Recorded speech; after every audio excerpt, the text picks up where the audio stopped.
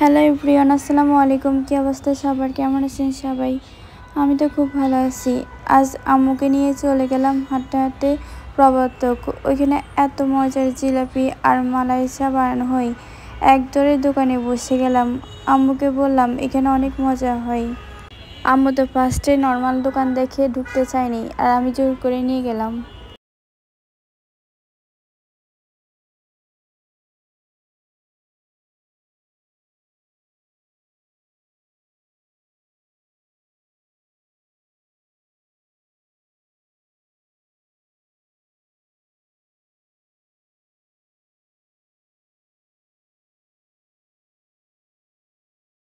দেখতে কি সুন্দর, তাই না?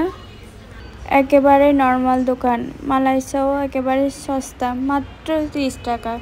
খেয়ে বের হয়ে গেলাম। ওকে, ভালো থাকবেন সবাই, আল্লাহ হাফেজ।